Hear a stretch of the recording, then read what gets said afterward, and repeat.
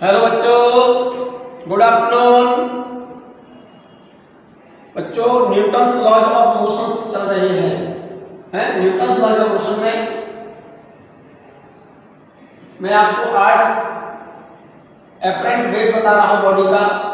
Apparent weight of a body in a moving lift. कोई lift move कर रही हो तो उसमें बॉडी का एपरेंट वेट क्या होगा। और एक पॉइंट अच्छे से समझ लो, spring balance always measured apparent weight. Spring balance always measured apparent weight. मैं बात कर रहा हूं लिफ्ट में किसी बॉडी का एपरेंट वेट क्या होगा। मान लो किसी बॉडी का रियल वेट तो mg है बच्चों, नोट करते जाओ साथ साथ। और आर उस बॉडी का क्या है, एपरेंट वेट ऑफ बॉडी और रिएक्शन फोर्स कह सकते हैं आप इसे, ठीक है ना। और एक और इंपॉर्टेंट पॉइंट, स्प्रिंग बैलेंस इन ए lift always measured apparent weight.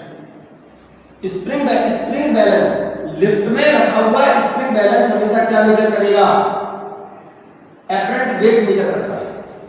Spring balance इन ए lift measured R means apparent weight। First case, पहला केस देखिए जरा इसका। First case, if the lift is at rest. अगर लिफ्ट रेस्ट पर है, लिफ्ट तो देखिए ना बच्चों, अगर लिफ्ट रेस्ट पर है, if the lift is at rest और मूव्स अप और down with uniform velocity, that is acceleration g। कोई लिफ्ट है और रेस्ट पर है, लिफ्ट रेस्ट पर है, ये कोई लिफ्ट है और लिफ्ट क्या है, रेस्ट पर है। मींस उसकी वेलोसिटी जीरो है या फिर कांस्टेंट वेलोसिटी से अप और डाउन, ऊपर जा रही है या नीचे आ रही है। वेलोसिटी कांस्टेंट है तो एक्सीलरेशन जीरो, और लिफ्ट रेस्ट पर है तब भी एक्सीलरेशन जीरो। इस लिफ्ट में ये कोई बॉडी है और ये किस पर रखी है, मान जाइए ये किसी स्प्रिंग बैलेंस पर रखी है। इस बॉडी का रियल वेट कितना है, mg, किधर होगा, डाउनवर्ड। लिफ्ट रेस्ट पर है या फिर कांस्टेंट वेलोसिटी से जा रही है तो इसका एक्सीलरेशन क्या होगा, जीरो। तो एपरेंट वेट इसका किधर होगा, रिएक्शन होगी अपवर्ड। तो इस केस में जब एक्सीलरेशन नहीं है तो रियल वेट mg और apparent weight r, in this case r बराबर mg। Weight apparent weight w equal to किसके बराबर होगा, r के बराबर, या r equal to mg। It means apparent weight of the body equal to real weight of the body. In this case weight of the body will not change जब lift rest पर हो। एक बात हम जानते हैं बच्चों, ये बात हमेशा के लिए समझ लो। जैसे ये कोई लिफ्ट है, ठीक है, और इसकी वेलोसिटी जीरो है या फिर वेलोसिटी इसकी कांस्टेंट है, तो एक्सेलरेशन क्या होगा, जीरो होगा। और एक्सेलरेशन जब जीरो होगा तो जीरो एक्सेलरेशन जब है तो इसका कोई सीडो फोर्स नहीं होगा। एक्सेलरेशन जब जीरो है तो सीडो फोर्स नहीं होगा। सीडो फोर्स क्या होता है ये मैं बताता हूं। जैसे किसी बस में बैठे हैं, बस खड़ी हुई है, रेस्ट पर है, वेलोसिटी उसकी जीरो है, या फिर बस कांस्टेंट वेलोसिटी से चल रही है और आप बैठे हैं, आराम से बैठे हैं इजी। और चलते समय बस में अगर आगे की तरफ एक्सेलरेशन है, या ऐसे समझो कि बस खड़ी हुई है और अचानक से बस चलने लगी आगे की ओर, जिसमें एक्सेलरेशन है। बस खड़ी हुई बस अचानक से चलने लगे तो आपको पीछे की तरफ एक हल्का सा जर्क महसूस होता है, ऐसा लगता है पीछे की तरफ कोई फोर्स लगा हुआ है, जबकि वास्तव में कोई फोर्स हो, कोई बॉडी लगा नहीं, क्योंकि जिस बस में बैठे हैं आप उसमें एक्सेलरेशन है, तो जिस डायरेक्शन में एक्सेलरेशन होता है उसका सीडो फोर्स उसके अपोजिट होता है। तो इसका मतलब सीडो फोर्स जिधर एक्सेलरेशन है उसके अपोजिट होगा। और चलते हुए बस, जैसे बस कांस्टेंट वेलोसिटी से चल रही है, वो आप बैठे हैं और अचानक से आगे चलते समय अचानक से उसने बस में ब्रेक लगा दी, तो क्या होगा, ब्रेक लगाने से क्या होगा, वेलोसिटी घटेगी, मींस रिटार्डेशन होगा। तो उस केस में किधर जाएंगे आप, आपको जर्क किधर लगता है, आगे या पीछे।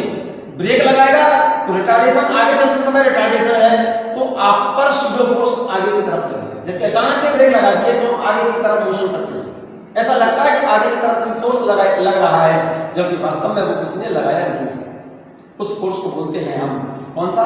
Pseudo force. इसका मतलब सूडो फोर्स की जो डायरेक्शन होती है, जिधर सिस्टम में एक्सेलरेशन है सूडो फोर्स उसके अपोजिट होता है, और जिस डायरेक्शन में रिटार्डेशन होता है सूडो फोर्स उसी डायरेक्शन में होता है। अब जैसे मैंने कहा ये कोई लिफ्ट है और लिफ्ट रेस्ट पर है या फिर कांस्टेंट वेलोसिटी से चल रही है तो एक्सेलरेशन 0 हो गया, तो यहां पर सूडो फोर्स तो होगा नहीं, और ये कोई बॉडी इसमें रखी हुई है, इसका वेट किधर होगा? mg तो नीचे हो गया, रिएक्शन किधर हो गई? इसको एपरेंट वेट बोल रहे हो क्योंकि यहां पर एक्सेलरेशन 0 है, तो इस पर कोई सूडो फोर्स तो होगा नहीं, ना ऊपर ना नीचे, क्योंकि वेलोसिटी तो 0 है, इस एक्सेलरेशन 0 है। तो इस केस में यहां पर एपरेंट वेट बराबर क्या होगा? mg। यही लिखा है r बराबर mg, तो यहां पर एपरेंट वेट बॉडी के रियल वेट के बराबर होगा। इन this case weight of the body does not change. Second case देखिएगा इसका, अब आपको समझ आएगी बात मेरी, बस सिंपल सी बात बोली है। सूडो फोर्स जो होता है, जिस डायरेक्शन में बच्चों एक्सेलरेशन है, सूडो फोर्स एक्सेलरेशन के अपोजिट होता है, नोट कर लो।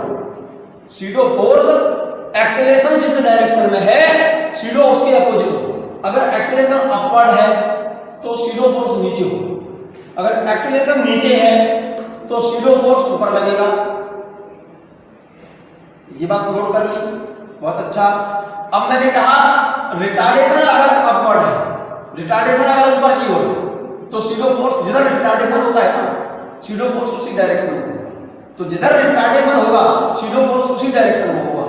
अगर लिफ्ट में ऊपर जाते समय रिटार्डेशन है तो सूडो फोर्स ऊपर की ओर, और लिफ्ट नीचे आ रही हो, नीचे आने समय रिटार्डेशन है तो सूडो फोर्स नीचे की तरफ होगा। मींस जिधर एक्सेलरेशन है सूडो फोर्स उसके अपोजिट, और जिधर रिटार्डेशन है सूडो फोर्स उसी डायरेक्शन में होता है। सेकंड केस देखो इसी बात का, if the lift goes up with acceleration a, ये लिफ्ट है और इसमें ऊपर की तरफ जाते समय एक्सेलरेशन है, एक्सेलरेशन ऊपर है तो इसका सीडो किधर होगा? पहले एक बात चेक करो, इसका रियल वेट तो mg नीचे हो गया, रिएक्शन इस पर ऊपर हो गई। अब लिफ्ट ऊपर जा रही है एक्सेलरेशन से, एक्सेलरेशन ऊपर है तो इस एक्सेलरेशन के कारण इस पर सीडो फोर्स जो होगा ma, a की वजह से, इस एक्सेलरेशन की वजह से तो सीडो लगेगा, सीडो फोर्स एक्सेलरेशन के अपोजिट होगा ma, नीचे लगेगा। इस बॉडी पर जरा एपरेंट वेट देखो अब क्या होगा।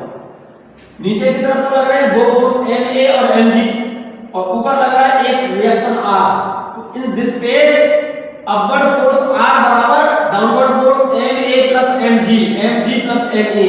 इसमें से इस वाले में से mg कॉमन ले लो, m और g कॉमन ले लो, g भी कॉमन ले लिया तो यहां पर बचेगा 1, यहां पर बचेगा a upon g। This is the real weight, mg तो रियल वेट है, ये एपरेंट वेट है, तो एपरेंट वेट mg से ज्यादा होगा क्योंकि इसमें 1 में ये वैल्यू ऐड होगी। तो in this case apparent weight is greater than real weight. और अगर लिफ्ट नीचे आते समय इसमें रिटार्डेशन हो, लिफ्ट में नीचे जाते समय रिटार्डेशन, लिफ्ट में ऊपर जाते समय एक्सेलरेशन, तो इसका सीडो नीचे हो गया, या लिफ्ट नीचे आते समय रिटार्डेशन, तो रिटार्डेशन जिधर होता है, रिटार्डेशन जिस डायरेक्शन में होगा उस रिटार्डेशन का सीडो उसी डायरेक्शन में होगा। रिटार्डेशन नीचे है तो सीडो भी ma नीचे, रियल वेट भी mg नीचे है, ये apparent wait. In this case r बराबर mg प्लस ma, और इस केस में भी r बराबर mg प्लस ma। ठीक है ना? लिफ्ट अपवर्ड डायरेक्शन में लिफ्ट में एक्सेलरेशन है, या फिर डाउनवर्ड डायरेक्शन में चलते समय रिटार्डेशन है, इन दोनों केस में एपरेंट वेट रियल वेट से ज्यादा होगा। और कितना होगा? r बराबर mg 1 plus a upon g। ऊपर जाते समय एक्सेलरेशन क्वेश्चन में गिवन हो, या लिफ्ट नीचे आते समय इसमें रिटार्डेशन गिवन हो, तो यहां मैंने पुट कर दे एपरेंट वेट निकाल। इसका थर्ड केस देखिए, if the lift goes down with acceleration a, if the lift goes down with acceleration a. Second case में हमने क्या कहा था, lift goes up with acceleration a और goes down with retardation a. या तो lift ए acceleration से ऊपर जा रही हो या नीचे आते समय रिटार्डेशन हो, उस केस में एपरेंट वेट रियल वेट से ज्यादा होगा। थर्ड केस में if lift goes down with acceleration A. Third case में हमने क्या कहा है, लिफ्ट में नीचे आते समय एक्सीलरेशन है या ऊपर जाते समय रिटार्डेशन है। पहले एक्सीलरेशन की बात करते हैं। नीचे आते समय एक्सीलरेशन है तो जिधर एक्सीलरेशन होता है सीधो उसके अपोजिट होता है। इस केस में क्या होगा, mg तो हो गया नीचे, mg किधर हो गया नीचे। जरा गौर से देखो, यहां पर जरा ध्यान से देखो, if the lift goes down with acceleration a और goes up with retardation a, then weight of the body decreases. यहां पर वेट बॉडी का अपरेंट वेट रियल वेट से कम होगा, वेट रियल वेट से अपरेंट वेट कम होगा। जैसे लिफ्ट नीचे आ रही है, समय एक्सेलरेशन नीचे है, नीचे आते समय लिफ्ट में एक्सेलरेशन है, तो एक्सेलरेशन नीचे है तो इसका सीधो अपोजिट होगा, तो इसका रियल वेट तो ये रहा, रिएक्शन ये रही। एक्सेलरेशन नीचे है तो सीधो किधर होगा, अपवर्ड, एम। तो एम और आर सेम डायरेक्शन में हो गए, आर प्लस एम बराबर एम जी। और ऊपर जाते समय अगर रिटार्डेशन है बच्चों तो जिधर रिटार्डेशन होता है इस रिटार्डेशन का सीधो उसी डायरेक्शन में होगा, real weight m g, normal direction r, retardation ऊपर है तो इसका सीधो भी ऊपर होगा, तो आर प्लस एम ए बराबर एम जी। तो आर बराबर क्या हो जाएगा, यहां से आर प्लस एम ए बराबर एम जी। क्लियर है, आर बराबर क्या होगा, m g minus m a. इसका मतलब एपरेंट वेट रियल वेट से कम हो गया ना इतना। इसमें से mg कॉमन ले लो, अरे इसमें से mg कॉमन ले लो, mg कॉमन ले लिया, यहां से बचेगा 1 minus a upon g। So in this case apparent weight is less than real weight. यहां तक बात क्लियर है। मैं बात कर रहा हूं बच्चों मोमेंटम और लीनियर मोमेंटम। सिंपल से फॉर्मूले हैं, आप इनको नोट करना चाहे करते जाए, अदरवाइज क्लास 10th में आपने पढ़े ही नहीं। मोमेंटम और linear momentum, P equal to mass into velocity. m की यूनिट होती है किलोग्राम, वेलोसिटी की यूनिट होती है मीटर पर सेकंड। तो लीनियर मोमेंटम की यूनिट हो गई kilogram metre per second. Clear है। काइनेटिक एनर्जी का फॉर्मूला होता है बच्चों k बराबर 1/2 mv²। मैं ऐसा क्यों लिख रहा हूं, मैं रिलेशन बताना चाह रहा हूं लीनियर मोमेंटम और काइनेटिक एनर्जी। तो काइनेटिक एनर्जी देखो, मोमेंटम क्या है, P बराबर मास इनटू वेलोसिटी, और काइनेटिक एनर्जी क्या है बच्चे, हाफ mv²। क्लियर है, यहां पर कोई दिक्कत तो नहीं है मेरे बच्चे इसमें। तो काइनेटिक एनर्जी और मोमेंटम में रिलेशन देखेंगे तो क्या होगा, या तो P अपॉन K कर दो, या फिर एक काम करो,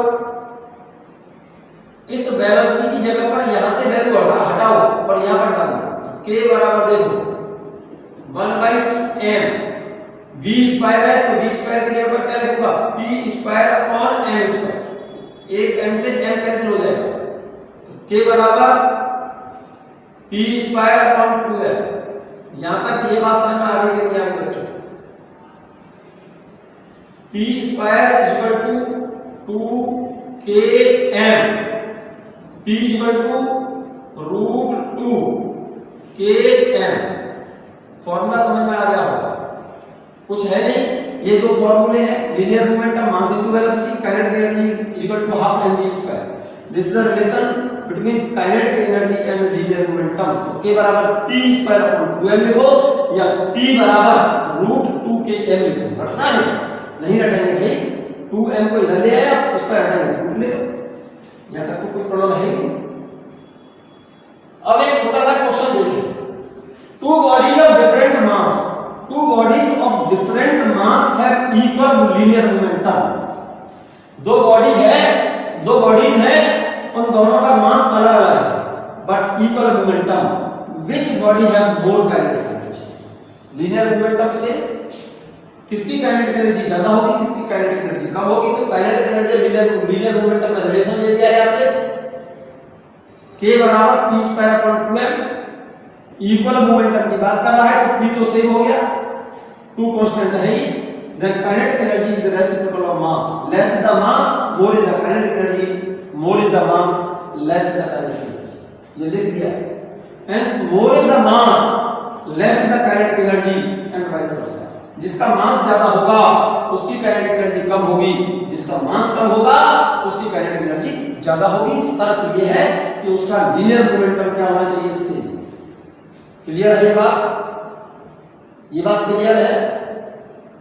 बोलो जल्दी, यहां पर कोई प्रॉब्लम तो नहीं? अगर यही क्वेश्चन ऐसे होता, two bodies of different mass have equal kinetic energy, kinetic energy equal होती, क्वेश्चन पूछता which body have more linear momentum. तो लीनियर मोमेंटम पूछ रहा है, काइनेटिक एनर्जी सेम है, तो p डायरेक्ट प्रोपोर्शनल m हो जाएगा। जिसका मास ज्यादा होगा फिर उसका मोमेंटम ज्यादा होगा, और जिसका मास कम होगा उसका मोमेंटम कम होगा। एक छोटा सा क्वेश्चन, बहुत प्यारा सा, बहुत अच्छा सा, सिंपल है, छोटी छोटी सी बातें हैं ये, लेकिन कॉम्पिटिटिव एग्जाम में बहुत काम की चीजें हैं। क्वेश्चन नोट कर ले आप, नोट कर ले आपसे, ए car and a bus having same kinetic energy are stopped by applying breaks.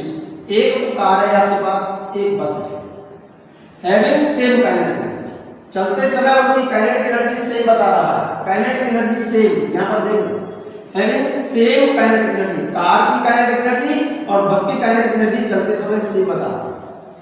Are stopped by applying brake, brake लगा करके दोनों को रोक रहा है, वो कार को और बस को।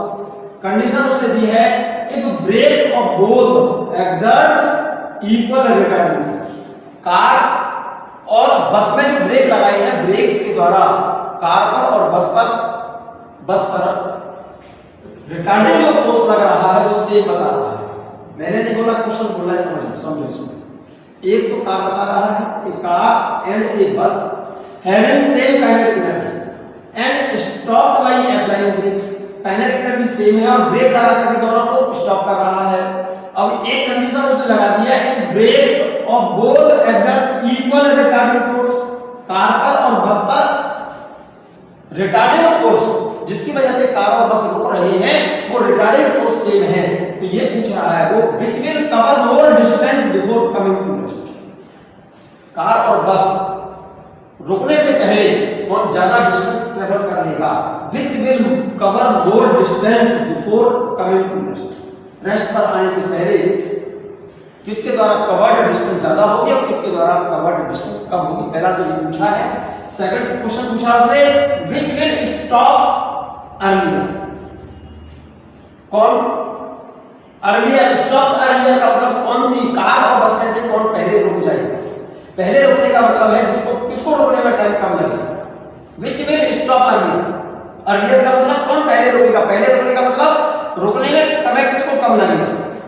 तो अब कंडीशन लगाइए, यहां पर क्या चीज सेम है, नीचे काइनेटिक एनर्जी सेम है बच्चों, काइनेटिक एनर्जी सेम और अप्लाइड रिटार्डिंग फोर्स सेम, ठीक है नहीं। तो किसके द्वारा कवर डिस्टेंस ज्यादा होगी, किसके द्वारा कम। तो इनिशियल काइनेटिक एनर्जी जब रुक जाएगी तो फाइनल काइनेटिक एनर्जी क्या होगी, जीरो। तो लगाइए work energy theorem, work done is equal to change in kinetic energy is equal to work done is equal to होता है force into displacement is equal to change in kinetic energy. भाई work energy theorem है, work done is equal to change in kinetic energy, simple सी theorem बता रहा हूं। क्योंकि car और बस को रोकना है तो किसके द्वारा कवर्ड डिस्टेंस ज्यादा होगी, किसके द्वारा कवर्ड डिस्टेंस कम होगी। या तो कंडीशन लगा दो work done is equal to change in kinetic energy. दूसरा एक और बता रहा हूं बच्चों, देखो इक्वेशन ऑफ मोशन लगाइए, v स्क्वायर बराबर u square plus 2as final velocity, क्योंकि फाइनल काइनेटिक एनर्जी जीरो बता रहा है। Initial kinetic energy, initial velocity u, kinetic energy निकल आई इससे, रिटार्डिंग फोर्स क्योंकि रिटार्ड हो रही है बॉडी -2, एक ही जगह पर क्या लिखूंगा फोर्स अपॉन मास और इनटू कवर्ड डिस्टेंस। क्लियर है? यहां तक ठीक है? तो देखो जरा F into s, F into s, F into s, m को यहां ला रहा हूं equal to half m u square. Check करो पहले ये क्या है। This the work done equal to ये काइनेटिक एनर्जी इनिशियल और फाइनल कितनी होगी? 0 equal to change in kinetic, change in kinetic energy. तो जो क्वेश्चन वर्क एनर्जी थ्योरम है ये बच्चों, work done equal to change in kinetic energy से निकलेगा, वही क्वेश्चन v स्क्वायर बराबर u स्क्वायर प्लस 2as इस वाले फॉर्मूले से निकलेगा। शर्त ये है कि एक्सेलरेशन सेम होना चाहिए, मींस रिटार्डिंग फोर्स क्या होना चाहिए? सेम होना चाहिए। एक्सेलरेशन सेम कर लो, रिटार्डिंग फोर्स सेम हो, तभी या तो ये रिलेशन लगा दो या फिर work energy theorem work done equal to change in kinetic energy, दोनों से रिजल्ट सेम आएगा। तो मैंने यहां पर work done equal to change in kinetic energy, work done equal to change in kinetic energy और v स्क्वायर बराबर u square plus 2as, ये वर्क एनर्जी थ्योरम बोलते हैं बच्चों। इसको नोट कर लो इस बात को। वर्क एनर्जी थ्योरम से जो क्वेश्चन निकलेगा, work done equal to change in kinetic energy से जो क्वेश्चन निकलेगा, वो क्वेश्चन वही रिजल्ट इस वाले रिलेशन से आएगा। ये रिलेशन वर्क एनर्जी थ्योरम ही है, क्योंकि फाइनल वेलोसिटी 0 बता रहे हैं तो final kinetic energy 0, initial velocity है, रिटार्डिंग है, रिटार्डेशन है तो यहां पर मैंने माइनस लिख दिया 2, एक्सेलरेशन के ऊपर फोर्स अपॉन मास और ये डिस्टेंस है। F into s को तो मैंने यही रखा, ये रहा, इस 2 को इस u को पहले इधर लाया, 2 को नीचे ले गया, m को ऊपर ले गया, 1/2 m u square. This is the work done equal to change in kinetic energy. तो work done equal to change in kinetic energy work energy theorem बोलते हैं बच्चों इसे। और ये वर्क एनर्जी थ्योरम से जो क्वेश्चन निकलना है, वही क्वेश्चन इस इक्वेशन से निकलेगा, v स्क्वायर बराबर u स्क्वायर प्लस 2as से निकलेगा।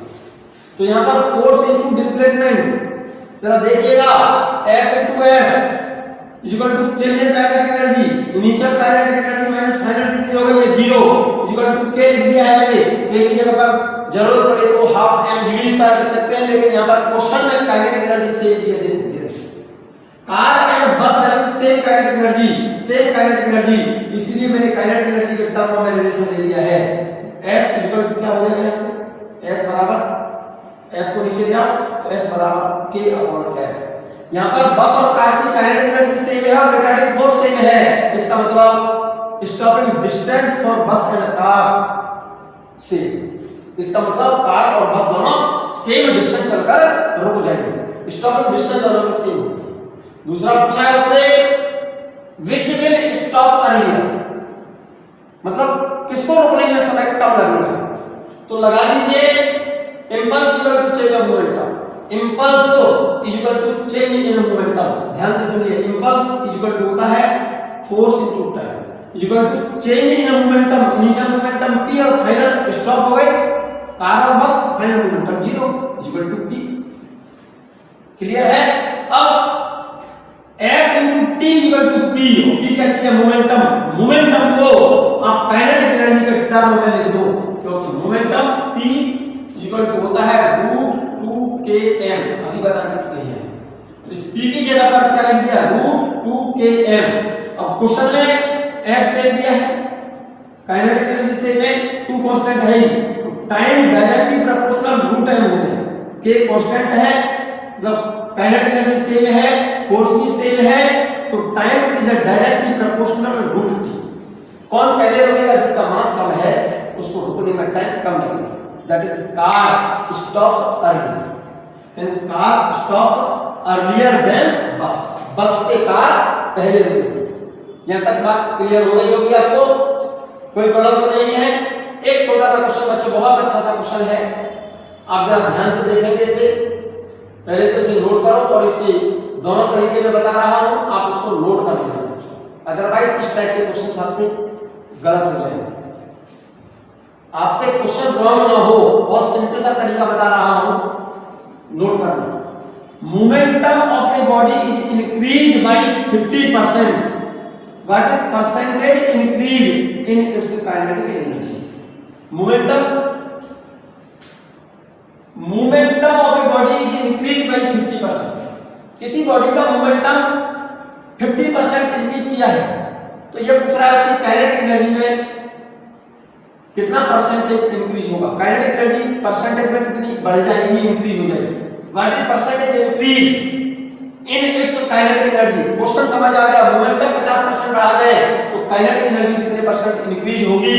तो रिलेशन लगाएंगे आप काइनेटिक एनर्जी और मोमेंटम का, K बराबर P square upon 2।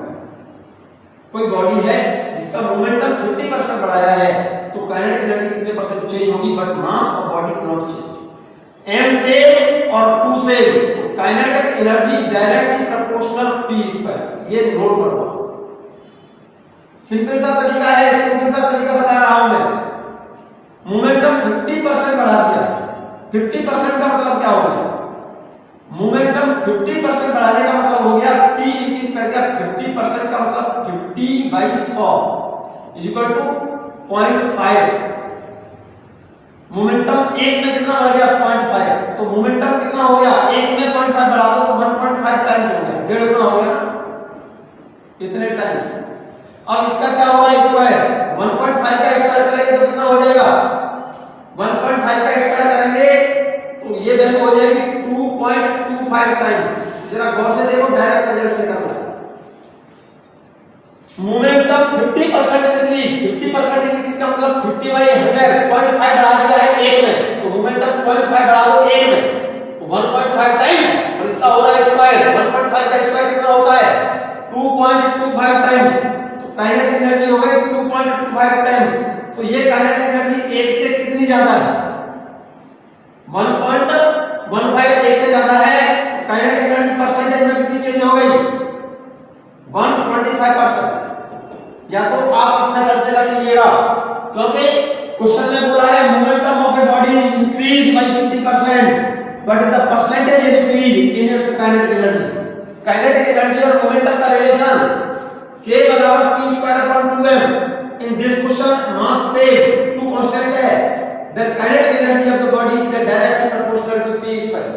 Momentum increased by 50% of initial value, momentum उसका 50% बढ़ा दिया है, 50% का मतलब क्या हो गया 50/100 0.5 इंक्रीज कर दिया 1 में, तो 1 में 0.5 ऐड कर लो तो 1.5 टाइम्स हो गया मोमेंटम, और इसका कर रहे हैं स्क्वायर, 1.5 का स्क्वायर कितना होता है 2.25 टाइम्स, तो काइनेटिक एनर्जी 2.25 टाइम्स हो गई। इसका मतलब ये काइनेटिक एनर्जी एक से कितनी इंक्रीज कर गई, एक में कितनी ज्यादा है, इसमें से एक सब्ट्रैक्ट कर दो ना, तो ये कितनी 1.25 टाइम्स हो गए, 1.25 इंक्रीज करेगी एक में 1.25, तो 100 में कितनी इंक्रीज करेगी 1.25 into 100 तो 125% इंक्रीज कर देगी।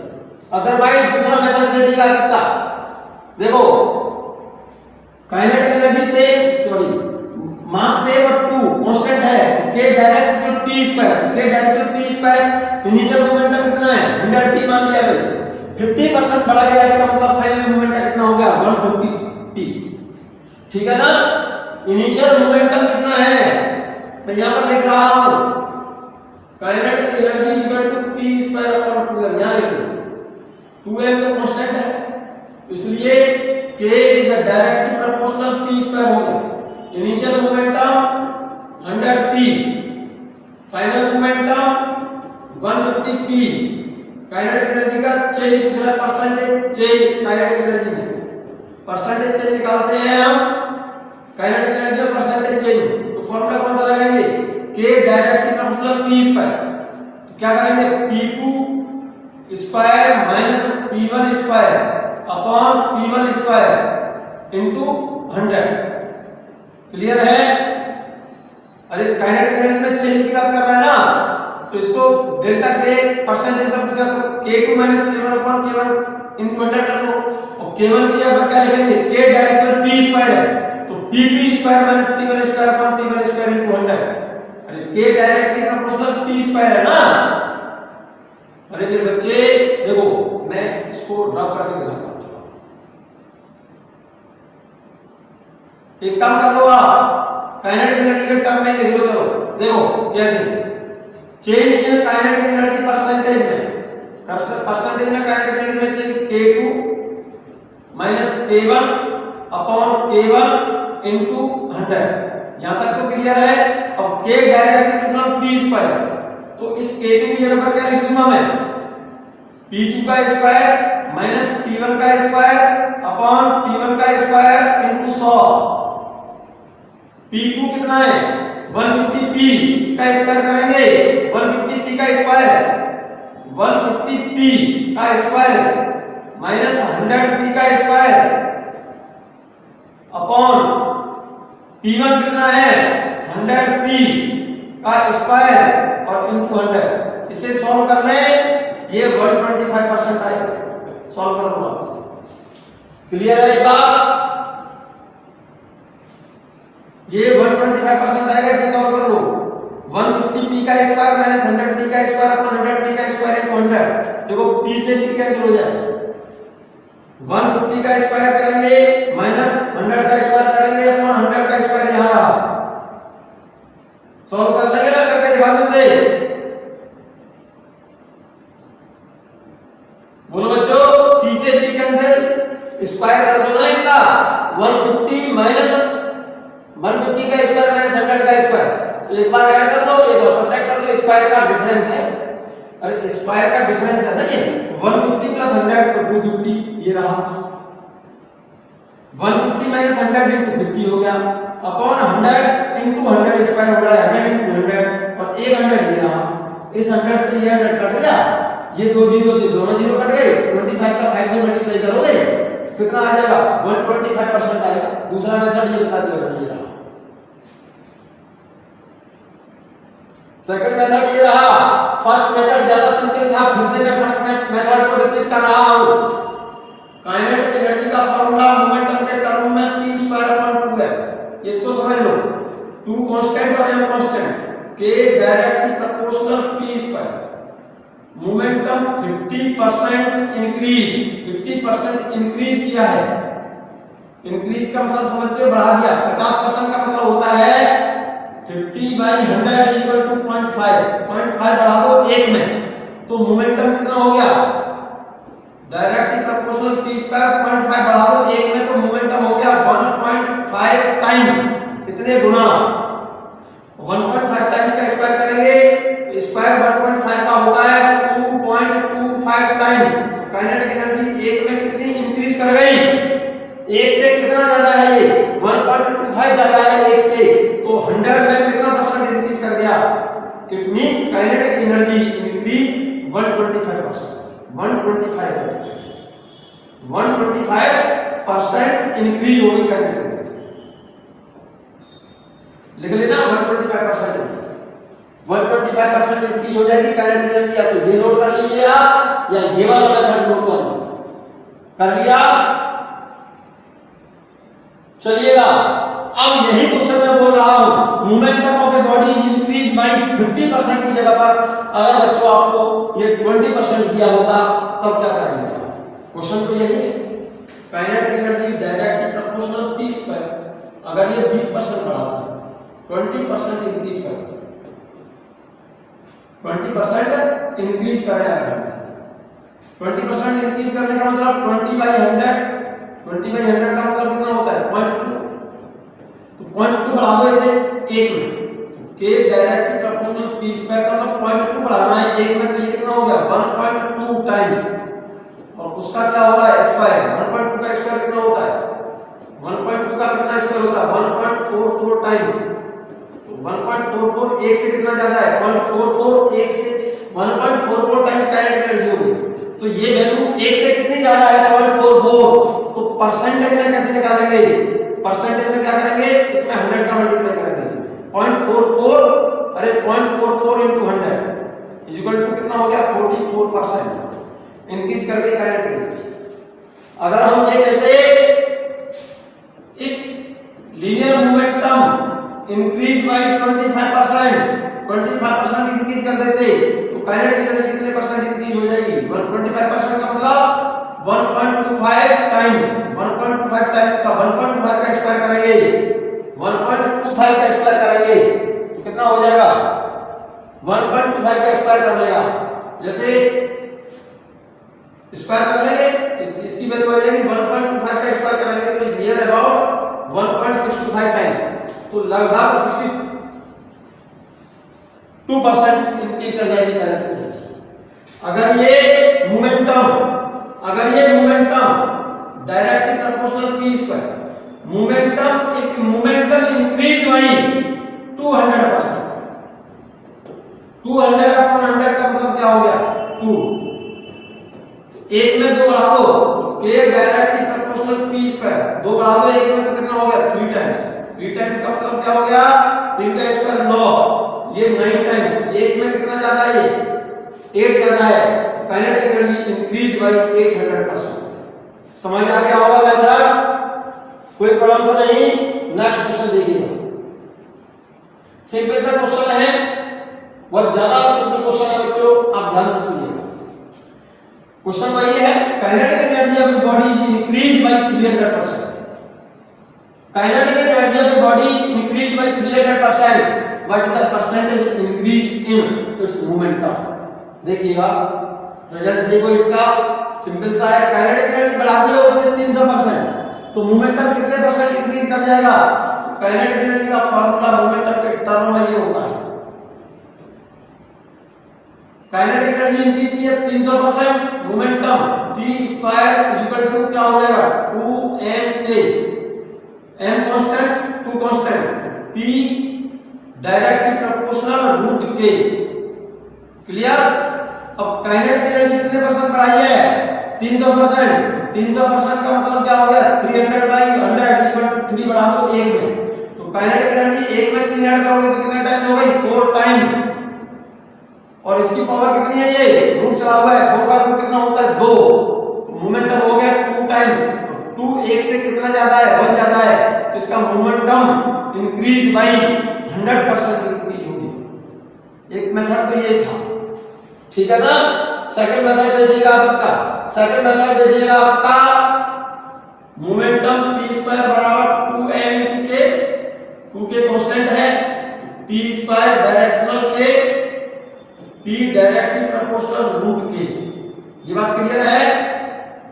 Percentage increase in momentum, percentage में equal to p2 minus p1 upon p1 into 100, formula ये लगेगा।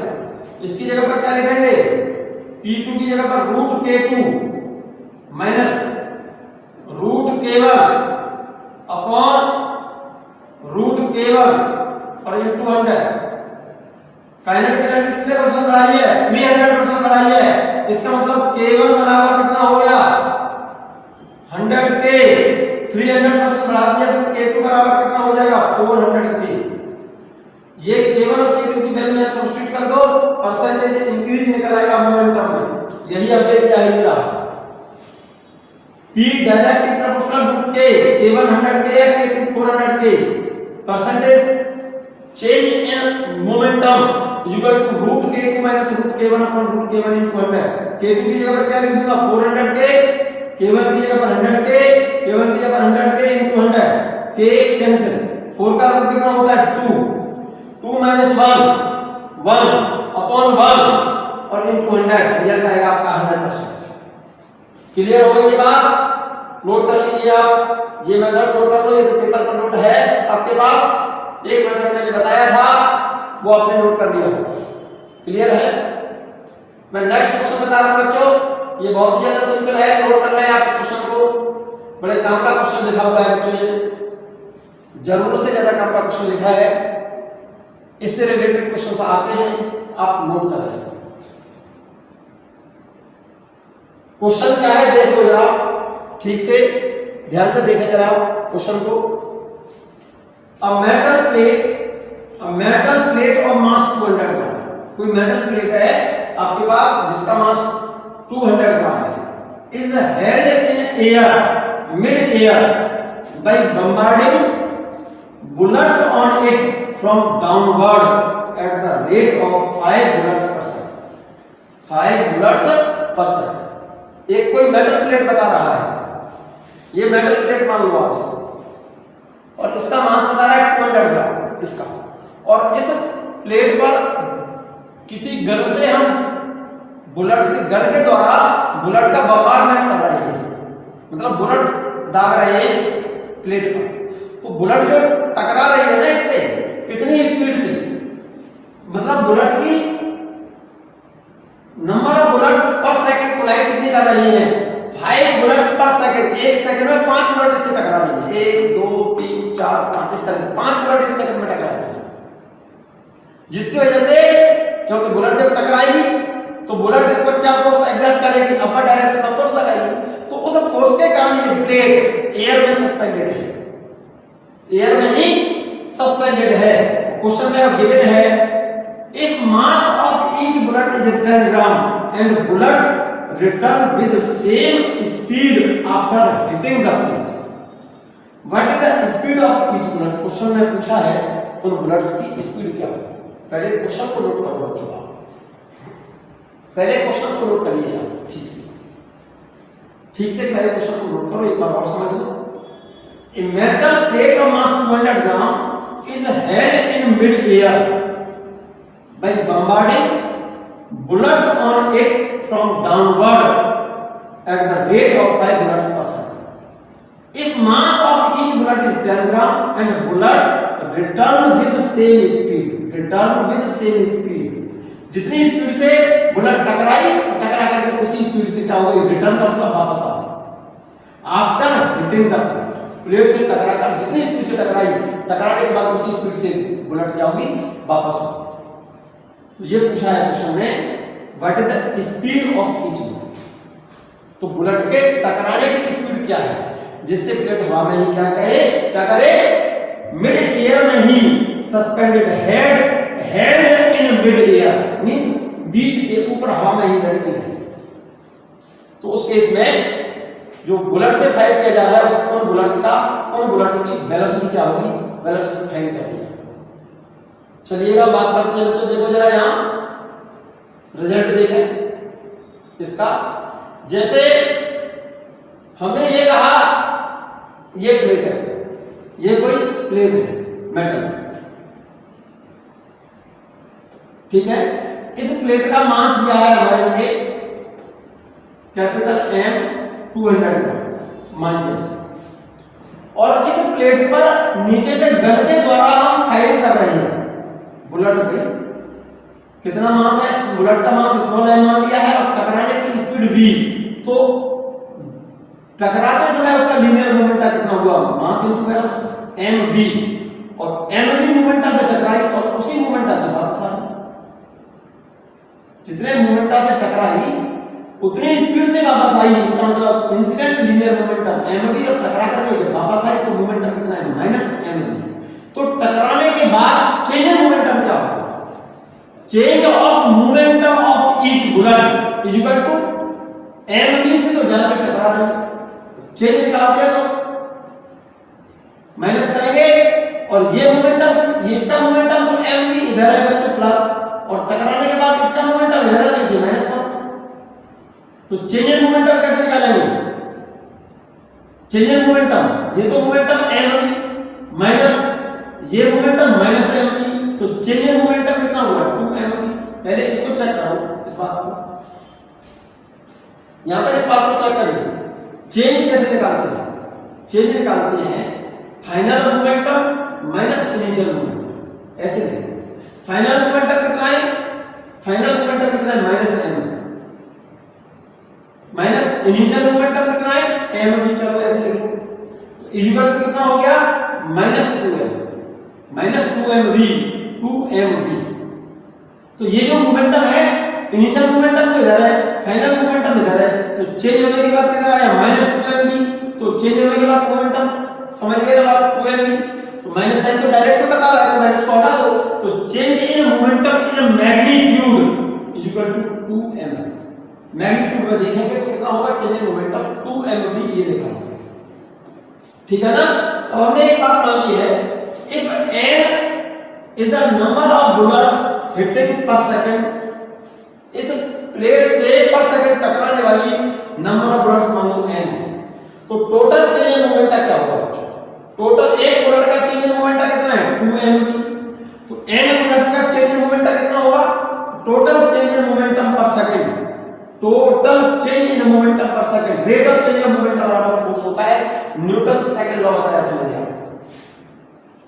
Change in momentum per second लिखा है, क्योंकि n क्या माना है आपने, if n is the number of bullets hitting per second, एक सेकंड में टकराने वाली बुलेट्स की संख्या n है और एक बुलेट का चेंज इन मोमेंटम कितना है 2mv, तो n बुलेट का एक सेकंड में चेंज इन मोमेंटम क्या होगा, change in momentum per second delta p equal to 2mv into number of bullets hitting the plate per second, तो change in momentum per second आ गया 2mv into n, और rate of change of linear momentum, rate of change of linear momentum equal to होता है force. तो इन bullets के द्वारा इस प्लेट पर ये जो फोर्स लग रहा है अपर डायरेक्शन में कितना एक्ट होगा, बुलेट्स के द्वारा force exerted bye bullets in upper direction at forward direction, force exerted bye bullets in upper direction, और वेट प्लेट का किधर होगा डाउन, और ये प्लेट हवा में ही लटकी रहे, ऐसा तब होगा बुलेट्स के द्वारा ऊपर की ओर लगाया गया force exerted by bullet in upper direction equal to weight of the plate in downward direction, तो F equal to delta P upon T equal to delta P की जगह पर rate of change of momentum 2mv into n, 2mv into n per second, T कितना है 1 second है, 1 second. applied force by the bullets of the plate, bullets के द्वारा plates पर ऊपर की ओर जो फोर्स लगाया जा रहा है वो कितना होगा 2mv into n, क्लियर है। If this plate head in mid air, it is possible only when upward force exerted by bullets is equal to downward weight of the plate, upward force exerted by bullets 2mv n है ये रहा, is equal to weight of the plate in downward direction is equal to mg। तो इस फार्मूले में जरा गौर से देखो, ये m तो मास किसका है, बुलेट्स का है, और ये मास किसका है, वेट ऑफ द प्लेट लिखा है ना, तो ये कैपिटल M तो प्लेट का मास है और स्मॉल m बुलेट का मास है, वेलोसिटी बुलेट की पूछ रहा है, तो v को तो याद रखो 2mn को इसके नीचे लिखो, तो v को तो ये रखा, m टू g ये है 2mn, यानी ये 2mn, putting the value in this relation then we get velocity of bullets. m mass of plate है कैपिटल M, तो small m mass of bullets, capital M कितना है, प्लेट का mass कितना क्वेश्चन में जो लिखा ध्यान नहीं होगा आपको, 200 ग्राम, 200 ग्राम था, 200 ग्राम का मतलब 200 into 10 की पावर -3 kg हो गया, equal to 0.2 kilogram, 0.2 kilogram, clear है। बुलेट्स का मास कितना था, बुलेट्स का मास कितना है 10 ग्राम, 10 ग्राम, 10 ग्राम को 10 पावर -3 करोगे तो 0.01 kg। g की वैल्यू कितनी है बच्चों, इस g की वैल्यू में 9.8 रख दूं, g की वैल्यू 9.8 क्वेश्चन में गिवन होगी metre per second square. Mass of bullet small m 10 gram है तो कितना हो गया 0.01 किलोग्राम हो गया। Number of bullets hitting the plates per second 5 bullets per second, 5 bullets per second, n की वैल्यू 5 दी है, सब्स्टिट्यूट करो इसमें वैल्यू, m की जगह पर क्या लिख देंगे 0.2, ये वैल्यू, g की value 9.8, 2 small m 0.01, number of bullets hitting the plate per second 5 question में गिवन है, then we can calculate speed of each bullet 19.6 metre per second. Clear है बात। एक बहुत छोटा सा पॉइंट और देखें बच्चों, बहुत छोटा सा पॉइंट है, इसको आप दिमाग में अच्छी तरह से बिठा लें, बहुत ज्यादा काम की चीज है ये पॉइंट। आपको लिखे तो मिल जाएंगे लेकिन बड़ा घुमा फिरा करके लिखे होंगे, आप परेशान हो जाएंगे। आप बस इनको नोट कर लें, जब जरूरत पड़ेगी तो मैं बताऊंगा। जैसे ये कोई पाइप है यूनिफॉर्म क्रॉस सेक्शन, पाइप समझते हो ना, और इसमें कोई लिक्विड फ्लो हो रहा है और लिक्विड के फ्लो होने की वेलोसिटी कितनी है v, और इस पाइप का क्रॉस सेक्शन है a और इसकी लंबाई है पाइप की l, मान जाओ। तो इस पाइप से 1 सेकंड में बाहर निकलने वाले लिक्विड का वॉल्यूम कितना होगा, व्हाट इज द, ये कह रहा water is coming out per second of the pipe of radius r, and area of cross section A. Water is volume of water लिखो आप,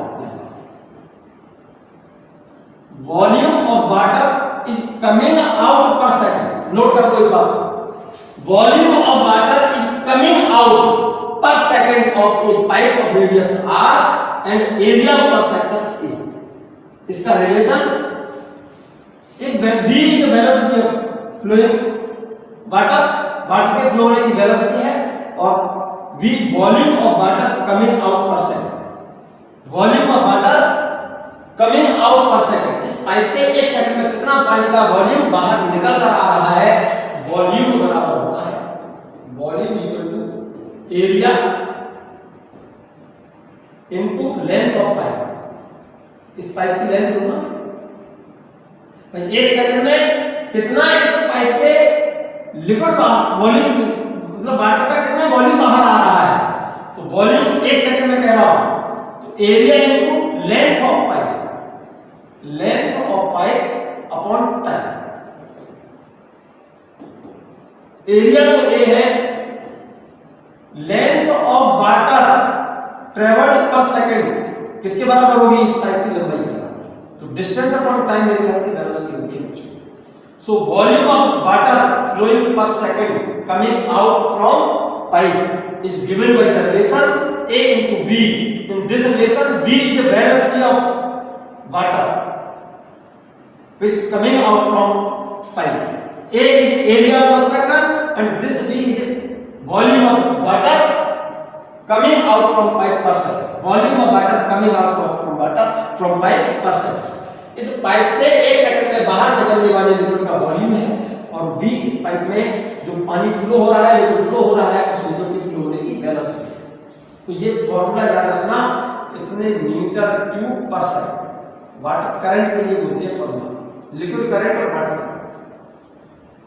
v is volume of water flowing per second through a pipe, a is area per section of pipe, v is velocity of water in pipe.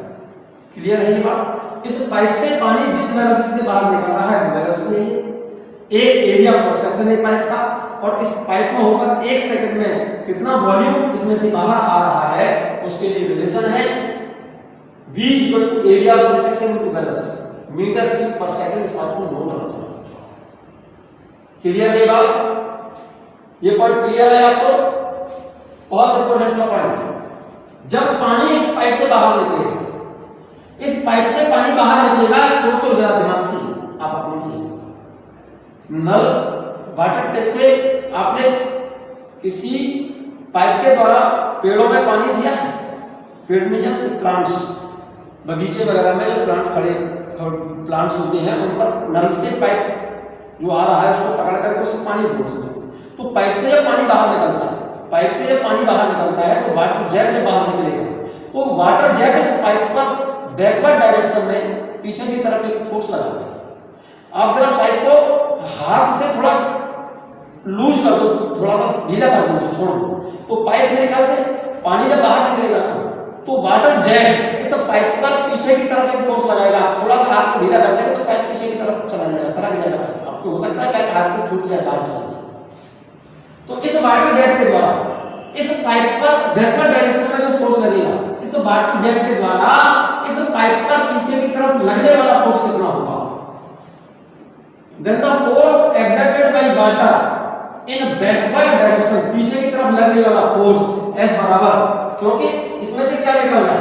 Water, और एक second में निकलने वाले liquid का volume मालूम है, तो उस निकलने वाले वाटर के द्वारा इस पाइप पर लगने वाला फोर्स बराबर होता है मास इनटू एक्सेलरेशन। आप पढ़ा होगा एक्सेलरेशन, फोर्स इक्वल टू, यहां पर वेलोसिटी तो जो लिक्विड बाहर निकल रहा है उस लिक्विड की वेलोसिटी तो कांस्टेंट है बच्चों, तो एक्सेलरेशन के लिए फॉर्मूला क्या लिखोगे?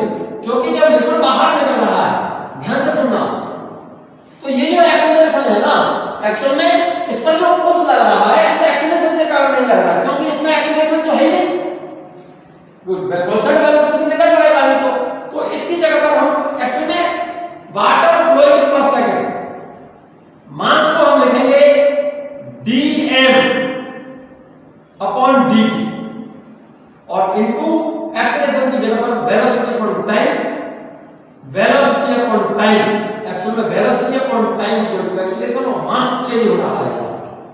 तो फोर्स जो लगेगा एक्चुअल में इसमें से जो पानी बाहर निकल रहा है पर सेकंड बाहर निकलने वाले पानी का जो मास होगा उसकी वजह से इसका फोर्स जो पीछे की तरफ लगेगा, ये फोर्स जो उसी की वजह से लगेगा, क्योंकि यहां पर जो चेंज हो रहा है वो पर सेकंड क्या चेंज हो रहा है, मास चेंज हो रहा है ना, इसकी वेलोसिटी। वेलोसिटी तो पानी के निकलने की वेलोसिटी तो सेम है बच्चों। बाहर जो पानी निकल रहा है भाई फोर्स जो लगता है किसकी वजह से लगेगा, या तो वेलोसिटी बदले तो एक्सेलरेशन होगा, या फिर मास टाइम के साथ चेंज हो तो उस पर फोर्स लगेगा। तो यहां पर क्या चेंज हो रहा है, मास बदल रहा है टाइम के साथ, ना कि एक्सेलरेशन। एक्सेलरेशन तो है ही नहीं लिक्विड में। एक्सेलरेशन के लिए क्या लिखेंगे, वेलोसिटी अपॉन टाइम, तो वेलोसिटी अपॉन टाइम, और बदल रहा है क्या, मास। तो इसको मैंने लिख दिया है मैंने dm और dt into velocity, force. Clear है ये बात, फोर्स को लेकर dm upon dt into velocity, ये बात क्लियर है। इसको मैं लिख रहा हूं, देखो v वेलोसिटी है, d अपॉन dt मास बदल रहा है, और मास को लिख सकता हूं density equal to mass upon volume होता है बच्चों। तो मास इक्वल टू क्या होगा, डेंसिटी इनटू वॉल्यूम। अब इस n की जगह पर मैंने d इनटू v लिख दिया है। ये डेंसिटी को मैं d ने लिख करके बच्चों रो लिख दूंगा, चलो रो लिख दिया। तो इस मास की जगह पर रो इनटू वॉल्यूम है, ये इनटू वॉल्यूम। रो तो कांस्टेंट है, तो रो को तो मैंने लिख दिया बाहर, v इनटू रो। तो चेंज क्या हो रहा है यहां पर, rate of flow of volume of liquid flowing per second, dv upon dt। Liquid के फ्लो होने का पर सेकंड फ्लो होने का वॉल्यूम है dv अपॉन dt, और dv volume of liquid flowing per second, और volume of liquid flowing per second का फार्मूला क्या था, dv अपॉन dt। का मतलब ये क्या चीज है, ये v क्या है, ये जो वॉल्यूम है ना फ्लोइंग पर सेकंड, ये जो v है rate of flow of volume of liquid flowing per second, dv upon dt rate of flow of water है। इसको volume of liquid flowing per second भी बोलते हैं। तो dv अपॉन dt की जगह पर मैं क्या लिख दूं, a इनटू v। एक तो v ये रहा, और इनटू रो, और volume of liquid flowing per second dv upon dt। ये volume of liquid flowing per second ही तो है, ये dv अपॉन dt तो है। इसकी जगह पर लिख सकता हूं मैं area into velocity, area into velocity. एक भी ये रहा, एक भी ये रहा। तो force exerted by water on the pipe in vector direction F equal to rho a v square. In this relation, rho is a density of water, a area of section of pipe, v velocity of flowing of water. Water के flow होने की velocity. ये formula a into d लिख दिया है मैंने, यहाँ रो लिख दिया है, कोई फर्क नहीं पड़ रहा, d डेंसिटी है, a into d into d square. Clear है। अगर मैं यहां से इस जगह से v की जगह पर, इस वेलोसिटी की जगह पर volume flowing per second upon area v upon a लिख दूं, इस v की जगह v अपॉन a, तो देखो मैंने क्या लिखा है यहां पर, चेक करो इस जगह ये रिलेशन जो आया F equal to a area into density into velocity का स्क्वायर, और volume of liquid flowing per second क्या था, a इनटू b। तो इस v की जगह पर यहां पर मैं इसको ऐसे लिख सकता हूं a इनटू d, और इस v की जगह पर यहां से लिख सकता हूं v अपॉन a का स्क्वायर। एक a से एक a कट जाएगा, तो f इक्वल टू क्या हो जाएगा, v square b upon a। ये तो हो गया volume flowing per second v के टर्म में, और ये फॉर्मूला हो गया वेलोसिटी के टर्म में। ये तो वेलोसिटी के टर्म में, ये वॉल्यूम के टर्म में है, v की volume of liquid flowing per second. दोनों फॉर्मूला देख लो, ये भी और ये भी, और ये फॉर्मूले रटने नहीं है आपको रटने नहीं है। Volume of liquid flowing per second, उसके लिए फॉर्मूला ये याद रखना, एरिया इनटू वेलोसिटी। तो जब पानी इसमें से बाहर निकलेगा, तो इस पानी के द्वारा इस पाइप पर पीछे की तरफ जो फोर्स लगेगा वो कितना लगेगा, F equal to v into dm upon dt।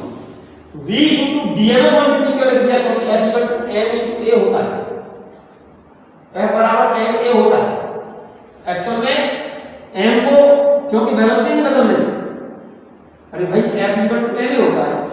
यहाँ पर तो F equal to M A into acceleration होता है, तो यहाँ पर क्या बदल रहा है, वेलोसिटी चेंज नहीं हो रही, तो ए की जगह पर क्या लिखो, देखो एम ए की जगह पर v अपॉन टी, एक्चुअल में वेलोसिटी चेंज नहीं हो रही, मास के बदलने की रेट है, तो इसको मैंने लिख दिया है m अपॉन टी को लिख दिया मैंने dm अपॉन dt और ये वेलोसिटी ऐसे लिखा है एक्चुअली, ठीक है। तो इस लिक्विड के द्वारा इस पाइप पर बैकवर्ड डायरेक्शन में जो फोर्स लगेगा F equal to V into dm upon dt, और ये formula F equal to ma वाला फार्मूला है। V तो वेलोसिटी है, मास की जगह पर वॉल्यूम इनटू डेंसिटी, डेंसिटी को मैंने बाहर लिख दिया और इसकी जगह पर लिख दिया dv upon dt, this is the rate of flow of volume of liquid flowing per second, और इसकी जगह पर volume of liquid flowing per second ये a इनटू वेलोसिटी, इसकी जगह पर एरिया इनटू वेलोसिटी, एक भी ये रहा एक भी ये रहा, a d v into v square, ये वेलोसिटी का टर्म का फार्मूला है। और इस volume of liquid flowing per second के टर्म में इस वेलोसिटी की जगह पर लिख सकता हूं volume of liquid flowing per second upon area, इस v की जगह पर ये लिखूंगा, इसकी जगह पर लिखा जाएगा v square upon a square, तो एक कैंसिल हो जाएगा तो v square d upon a। ये बात क्लियर है बच्चों, यहां तक कोई प्रॉब्लम तो नहीं है। Unit of force is Newton. If wire is cylindrical, pipe is cylindrical होता है, जनरली पाइप तो सिलिंड्रिकल होते हैं, तो उसका क्रॉस सेक्शन होगा पाई आर स्क्वायर। क्वेश्चन में कभी-कभी पाइप की रेडियस देता है, क्रॉस सेक्शन देगा, और इन this relation d is the density of liquid, liquid जो भी फ्लो हो रहा है उसमें वाटर है, तो डेंसिटी ऑफ वाटर हम जानते हैं बच्चों। वाटर की डेंसिटी का फॉर्मूला क्या है मालूम है? डेंसिटी कितनी होती है water? Density of water in SI system 10 power 3 kg पर मीटर क्यूब, ये बात याद रखना। वाटर की डेंसिटी ऑफ वाटर होती है 10 पावर 3 kg पर मीटर क्यूब, kg पर मीटर क्यूब, याद रखना। एक छोटा सा क्वेश्चन देखिएगा, a fireman is extinguishing fire by throwing water through a pipe of area cross section 5 cm square. How much force fireman should apply to head the pipe and in what direction if velocity of water is 10 meter per second? और दूसरे part में दिया है उसे volume of water coming out per second in is 2 litre. पहले मैं दिया है ये मेरा कोई फायरमैन है, कहीं पर फायरमैन तो समझते हैं ना, फायर ब्रिगेड की जो गाड़ियां होती है ना, कि उनके साथ जो लोग जाते हैं आग बुझाने वाले व्यक्ति, फायरमैन। एक्सटिंग्विशिंग फायर, कहीं आग लगी हुई है वहां पर आग बुझा रही है, उसके दौरान पानी पाइप से फेंक रही है, throwing water through a pipe of area cross section 5 centimetre. जिस पाइप से पानी फेंका जा रहा है आग बुझाने के लिए, उस पाइप का एरिया क्रॉस सेक्शन दिया हुआ है क्वेश्चन में, कितना एरिया क्रॉस सेक्शन दिया हुआ है क्वेश्चन में, area cross section of pipe 5 centimetre square. 5 centimetre square को मीटर स्क्वायर बनाओ, 5 into 10 power minus 4 metre square, ठीक है ना। How much force fireman should apply to head the pipe and in what direction? Pipe से जो पानी फेंक रहे हैं फायरमैन, जैसे आप ही कहीं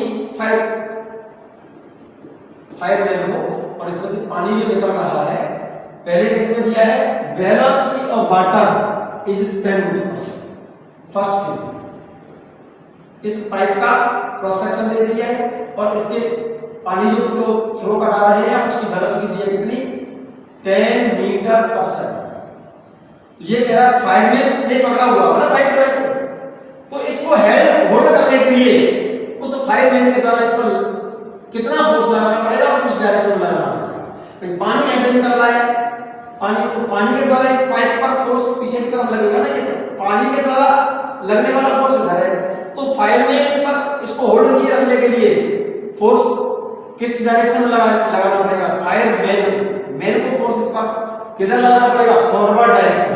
और कितना फोर्स लगेगा वेलोसिटी के टर्म में, वेलोसिटी का फार्मूला, वेलोसिटी टर्म में फार्मूला क्या था a * d * v square. Clear है, a * d * v square. a area cross section है 5 × 10⁻⁴, डेंसिटी वाटर की मैंने बताई है 10 पावर 3 होती है। वेलोसिटी क्वेश्चन में कितनी दी है 10 का स्क्वायर हो रहा है 100। तो देखो 3 पावर ये रही 2 पावर ये रही 5 पावर, फोर्स कितना हो गया, एक पावर बचेगी प्लस की, कितना न्यूटन आ गया 50 न्यूटन। फर्स्ट पार्ट समझ में आ गया। सेकंड पार्ट में क्या कह रहा है, volume of water coming out per second is 2 litre. तो उस केस में फोर्स कितना होगा, उसके लिए टर्म में फॉर्मूला लिख दीजिएगा V square D upon A। V क्या चीज है, वॉल्यूम फ्लोइंग पर सेकंड, और वॉल्यूम एक सेकंड में कितना बाहर आ रहा है 2 लीटर, और लीटर को मीटर की बनाते हैं बच्चों। एक बात लिख लो आप, 1 लीटर इक्वल टू होता है 10 की पावर -3 मीटर क्यूब। इसको नोट कर लेना, इस पॉइंट को नोट कर लेना बच्चों, क्योंकि वॉल्यूम लेते हैं हम ऐसे सिस्टम में मीटर क्यूब में, और क्वेश्चन में वॉल्यूम दिया है लीटर में, और 1 लीटर बराबर होता है 10 की पावर -3 मीटर क्यूब। तो इसमें वैल्यू सब्स्टिट्यूट करो। वॉल्यूम कितना दिया है 2 लीटर, 2 × 10⁻³ करोगे तो इसका स्क्वायर करोगे तो 2 का स्क्वायर 4, 10⁻³ का स्क्वायर करोगे तो 10⁻6। डेंसिटी ऑफ वाटर 10 पावर 3, और एरिया क्रॉस सेक्शन कितना दिया है 5 × 10 की पावर -4। क्लियर है, 4 पावर माइनस की है, ये ऊपर पहुंचेंगे तो प्लस हो जाएगी, तो 4 और 3 7, एक पावर बचेगी प्लस की 40/5, 40 को 5 से काट कर दोगे तो ये रिजल्ट आएगा आपका 8 न्यूटन। क्लियर है ये बात, देखो नोट कर लिया, नोटेड है, वैसे सॉल्व हो रहा है। देखो ये AD/V², area cross section 5 × 10⁻4 question में गिवन है। डेंसिटी ऑफ वाटर 10 पावर 3, और क्वेश्चन में वेलोसिटी दे रखी है ये रही 10 मीटर पर सेकंड। वेलोसिटी की जगह पर मैंने 10 लिख दिया है यहाँ पर 10 का स्क्वायर, और इसको सॉल्व कर लो, रिजल्ट आ रहा है कितना 50 न्यूटन। किस डायरेक्शन में फोर्स लगाना पड़ेगा, पाइप से पानी निकल रहा है ऐसे, पानी के द्वारा पाइप पर फोर्स लगेगा पीछे, तो फायरमैन उस पर फोर्स कितना लगाएगा फॉरवर्ड डायरेक्शन में, आगे हुई है ना, फॉरवर्ड डायरेक्शन। सेकंड पार्ट में वॉल्यूम दिया है क्वेश्चन में, पर सेकंड फ्लो होने वाले लिक्विड का वॉल्यूम दिया है, तो फोर्स का फॉर्मूला dV²/A। ये मैंने अभी अभी बताया है, देखिएगा ये रहा, ये तो वेलोसिटी के टर्म में है, ये वॉल्यूम के टर्म में है। तो वॉल्यूम के टर्म में क्या हो गया बच्चों, dV²/A, डेंसिटी पानी की 10 पावर 3, वॉल्यूम दिया उसे 2 लीटर, 2 लीटर को मीटर क्यूब बनाऊंगा तो 2 × 10⁻3, और इसका स्क्वायर हो रहा है 2 × 10⁻3 का स्क्वायर करेंगे अपॉन एरिया 5 × 10⁻4। इसको सॉल्व कर लें, ये वैल्यू आएगी 8 न्यूटन, और ये भी फोर्स के डायरेक्शन में है, इन फॉरवर्ड डायरेक्शन। यहां तक मेरी बात समझ में आ गई होगी आपको बच्चों। यहां तक जो भी मैंने पढ़ाया है इस वीडियो में, आपको इस वीडियो को 1-2 बार रिवाइज कर लें ठीक से। यहां से आगे की बात बच्चों, conserve law of conservation of linear momentum और इसका प्रूफ और इसके एग्जांपल्स नेक्स्ट वीडियो में लाएंगे। तब तक आप इस वीडियो को सुने, नोट कर लें और पढ़ते रहें।